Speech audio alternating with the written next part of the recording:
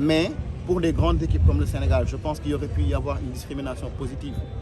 Parce que c'est des équipes qui auraient produire plus d'audience, donc on va jouer à des heures de c'est des heures de grande écoute, donc en début de soirée. Mais il n'y a pas de problème, le terrain il sera chaud pour toutes les deux équipes. Donc celui qui sera en parlant des équipes qui aura eu la meilleure préparation, je pense que Dine Siguen. Comment faire pour vaincre la malédiction des champions? Moi, je ne crois pas trop à cette malédiction. Pourquoi? Parce que dans l'histoire de la CAN, il y a eu 3 pays qui ont gagné et qui ont pu défendre leur titre, gagné Watko. Ensuite, la Côte d'Ivoire en 2015, Binko gagné en 2017, ils n'ont pas fait une mauvaise campagne. Tout comme le Cameroun, après 2017, ils n'ont pas été mauvais en 2019. Donc, je préfère ne pas y croire. L'essentiel, moi, il y a ses qualités. Jouer ce football, essayer de gagner. Le premier match, beaucoup gagné, d'une certaine manière, déjà tu vins le signe indien. Après, c'est des choses que je sais beaucoup gagné. Là, les gars sont que beaucoup gagné. Groupe équipe nationale Sénégal, c'est un groupe mixte expérience ak jeunesse. Mën nañoo compter une dizaine de joueurs yoo xamante ne bii ren nañuy disputer seen première CAN. Xale yooyu nan la ñu mën a encadrer ba pression bi du leen.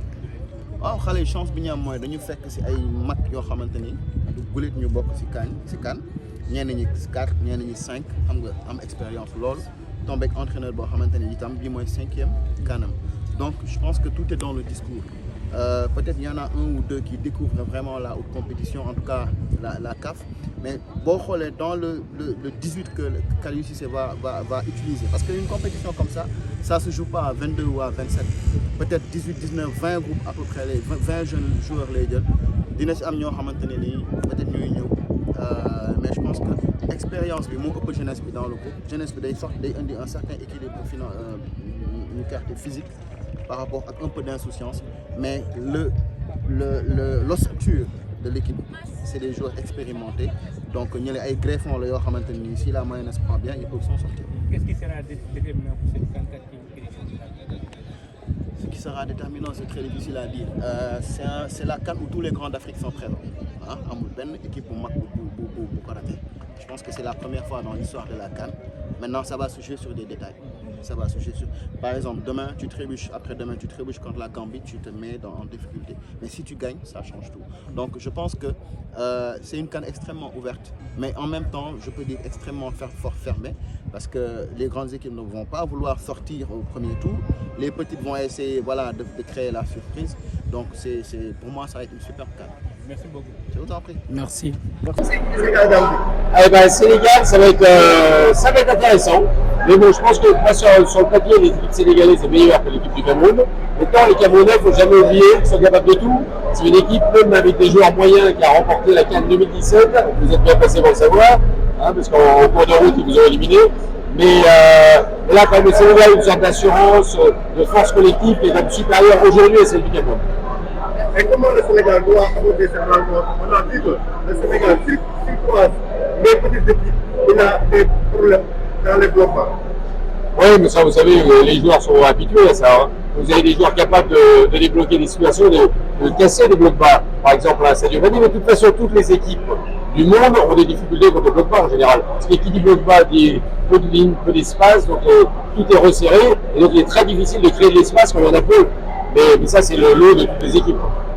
Qui est le favori de ce groupe 7 entre le Sénégal, le Cameroun, la CAN? Le Sénégal.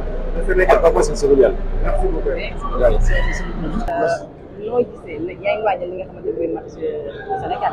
Ouais, bon, lundi, le Sénégal aura son premier match. On espère que victoire Bidinagno, mais je ne me fais pas de problème. Voilà. Comme demain, c'est match Niger, vraiment, il y a un très bon groupe. Et en plus, il y a beaucoup de joueurs de qualité. Donc, vraiment, ils vont faire quelque chose de bien. Mais le Sénégal, tey pour mu bokk dafa nekk loo xamante ni c'est de la mort. Tey ñu leen wax Côte d'Ivoire, Sénégal ak Gambie qui n'est pas du tout moromam ci football. Yaakaar nga ni tey Sénégalais yi war nañu mën a qualifier pour africaine. Non, vraiment, les Sénégalais vont se qualifier. Ah, c'est quoi cette question? Question bi mooy lan Sénégal yi dañuy qualifier du ñu am benn problème. Vraiment, Cameroun, du morom, Gambie, Guinée, non, vraiment, on est meilleur qu'eux en termes de tout. Et vraiment, on va faire quelque chose, on va sortir premier, Inch'Allah, et il n'y aura pas de souci. Merci. De rien. Propose-nous un 11 pour le match Sénégal. Un 11. Bon, au Qatar, on l'avait fait, et ça ressemblait un peu au 11 type. Là, on le refait alors. Bon, on commence par mettre Edouard Mendy au cage, voilà, parce qu'il est en forme, et il mérite. Donc, je le mets au cage. Ensuite, je mets Koulibaly, Niakate. Après, je mets Formos Mendy. À gauche, je mets Abdou Diallo, parce que vraiment, il a fait un très bon match amical. Au milieu, bon, ça bouge pas. Je mets Idrissa Gana Gueye, Kouyaté et Lamine Camara. Ou Pape Gueye. J'avais oublié, il est là, il est revenu. Ou Pape Gueye. Et devant, je mets en pointe. Il n'y a pas Boulaïdia, du coup je mets en pointe Jackson, à gauche Sadio Mané et à droite Iliman Ndiaye.